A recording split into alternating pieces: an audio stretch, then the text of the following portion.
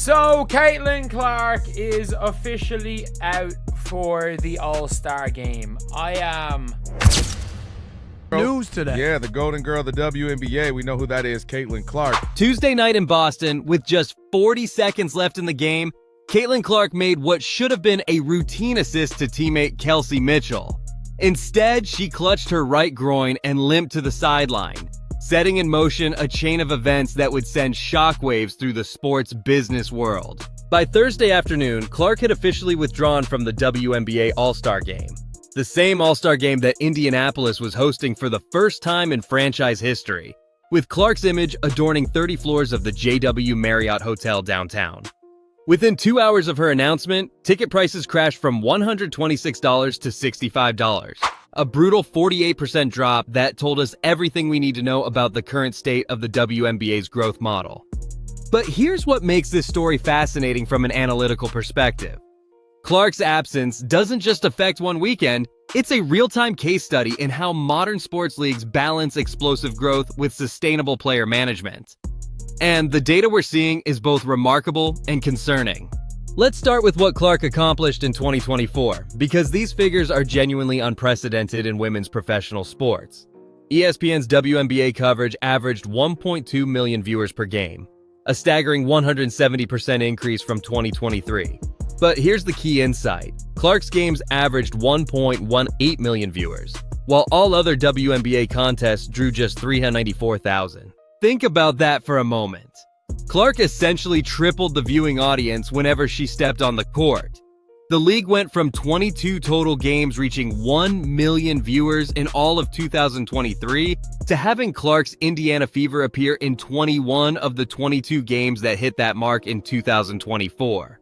That's not just star power, that's market transformation. Not surprised, but I'm surprised. The 2024 All-Star Game, featuring Clark, drew 3.4 million viewers, more than 4 times the 850,000 who watched in 2023. The draft where Indiana selected Clark pulled 2.45 million viewers, quadruple the previous year's audience. These aren't incremental gains, they're seismic shifts in fan engagement. Before we dive deeper into what this means for the league's future, I want to note that this level of data-driven sports analysis is what we focus on here. If you're interested in more breakdowns like this, definitely subscribe and let's explore these trends together. Now here's where Clark's 2025 story becomes both personally tragic and strategically revealing. For her entire basketball career, 4 years at Iowa, plus her rookie WNBA season, Clark had never missed a game. Not one. We're talking about someone who played 185 consecutive games dating back to her freshman year in college. But in 2025, playing under the WNBA's expanded 44-game schedule, up from 40, Clark has already missed 10 games due to 3 separate injuries: left quad, left groin, and now right groin. That's more games missed this season than in her entire previous basketball career combined. The pattern is concerning from a biomechanical standpoint. As Fever coach Stephanie White noted, there's a level of physicality that they're able to play with against her. The level of physicality overall in our league has been at a different level than it's been for a long time. When you combine increased physical demands with a compressed schedule, something has to give. The financial markets provided immediate and brutal feedback on Clark's withdrawal. Those ticket prices didn't gradually decline over days. They plummeted 48% in 2 hours.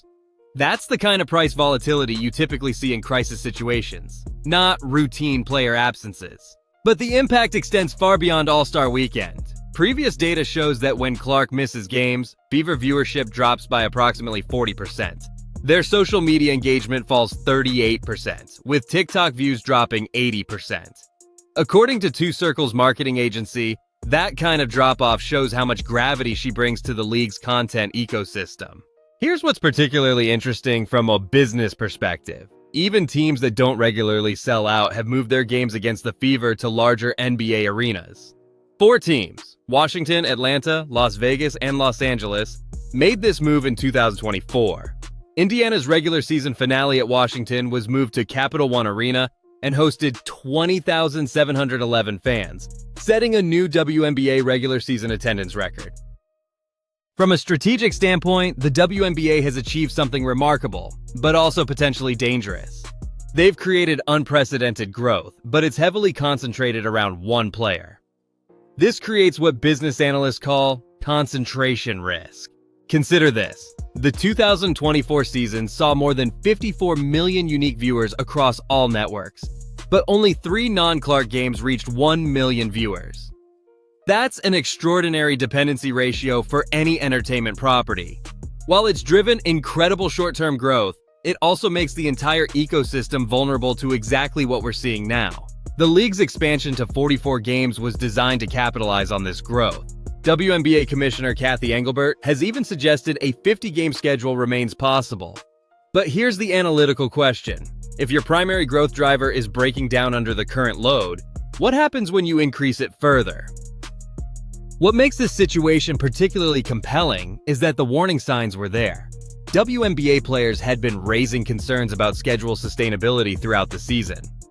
Phoenix Mercury's Satu Sabali, who's also missing the All-Star game due to injury, criticized the current schedule as not really responsible and called it a conversation that could also be important for the next CBA. WNBPA Vice President Brianna Stewart was even more specific. I think the hardest part is no matter what, when I was playing 36 games or 32 games, it was in the same amount of time as 44 games. That's one of the biggest talking points in the next CBA. These aren't casual complaints. These are data-informed observations from elite athletes about workload management. The NBA, facing similar concerns, has reduced back-to-back games by roughly 25% since 2014 to 15. The WNBA, meanwhile, has moved in the opposite direction. Interestingly, league data shows no significant uptick in injuries overall in 2025 compared to 2024 through the same number of games. This suggests Clark's situation might be more about individual circumstances than systemic problems. But it also raises questions about how much physical and mental stress the league's biggest stars can reasonably handle. NBA superstars like LeBron James have been vocal about load management and the importance of strategic rest. The difference is that LeBron operates in a league with multiple transcendent stars and established audience loyalty. The WNBA, in its current growth phase, faces a different calculation. Here's where the data gets interesting and somewhat encouraging for the WNBA's long-term prospects. Despite Clark missing 10 games in 2025, viewership on national TV partners is still up 9% compared to the same timeframe in 2024. This suggests the league has developed some audience base beyond just Clark dependency. CBS has seen a 6% bump through the first half of 2025, averaging 1.3 million viewers per game. ESPN and ABC are experiencing 10% growth despite showing fewer Fever games than last season. These numbers indicate that while Clark amplifies everything, she hasn't been the only factor driving growth.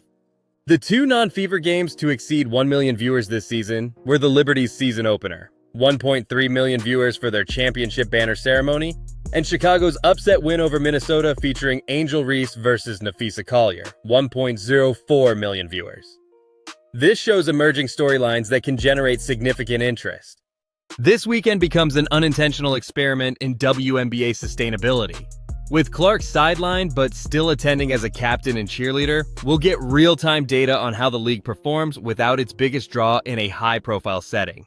The WNBA has replaced Clark with Washington's Brittany Sykes, who's having a career year averaging 17.1 points, 3.6 rebounds, and 4.4 assists. For the three-point contest, Clark's teammate Lexi Hull steps in, maintaining some Fever representation. These substitutions provide opportunities for other players to capture national attention. What's particularly intriguing is that Clark will still be actively involved as a captain, working with New York Liberty coach Sandy Brondello. This creates a unique scenario where her leadership and personality can still shine through without the physical demands of competition. Clark's situation forces a conversation the WNBA has been avoiding: how to balance immediate revenue opportunities with long-term star development. Her decision to prioritize health over a marquee event in her home city demonstrates mature career management, but it also highlights the unsustainable nature of current expectations. As Clark told Robin Roberts on Good Morning America, "Every time I walk out in the arena and people are screaming and cheering, they could care less how many points I score or how many minutes I play." This perspective suggests she understands her role extends beyond just basketball performance. The challenge for the league is creating systems that protect these transcendent talents while still maximizing their impact. This might mean strategic rest, reduced travel demands, or different scheduling approaches for marquee players. The upcoming expansion draft in December 2025 presents an opportunity to address some of these concentration issues. With prospects like Paige Beckers, Kiki Iriafen, and Anissa Morrow entering the league, there's potential to distribute star power more broadly. The league's new $2.2 billion media rights deal, which takes effect in 2026, provides financial stability that could allow for more conservative scheduling approaches. With guaranteed revenue streams, the WNBA might be able to prioritize player health without sacrificing growth momentum. Clark's All-Star absence provides a fascinating case study in modern sports economics. The immediate market reaction, that 48% ticket price drop, shows how quickly fan expectations can shift. But the broader viewership trends suggest the WNBA has built something more sustainable than pure Clark dependency. The key insight is that Clark has been a catalyst for growth, not just a temporary attraction. She's brought new fans to the sport who are now discovering other players and storylines. The challenge is maintaining that momentum while protecting the health of the stars who created it. Moving forward, the WNBA faces some crucial decisions. The upcoming CBA negotiations will likely feature extensive discussions about schedule management, player workload, and health protocols. The success or failure of this All-Star weekend without Clark will provide valuable data for those conversations. From a business perspective, the league needs to continue developing multiple stars and storylines while being more strategic about how they deploy their biggest assets. This might mean fewer games for superstars, but more impactful appearances, similar to how the NBA manages its biggest names. The ultimate question is whether the WNBA can maintain its incredible growth trajectory while adapting to the realities of player health and sustainability. Clark's absence this weekend is an unwanted but valuable test of that balance. If you're interested in how this story develops and want more analysis of sports business trends like this, make sure to subscribe and join the conversation. The intersection of athlete welfare and league economics is one of the most important ongoing stories in professional sports. And Clark's situation is just the beginning. The WNBA has achieved something remarkable, transforming from a niche product to mainstream entertainment in just 2 seasons. Now they need to prove they can sustain that transformation while protecting the athletes who made it possible. This weekend will provide some crucial early answers.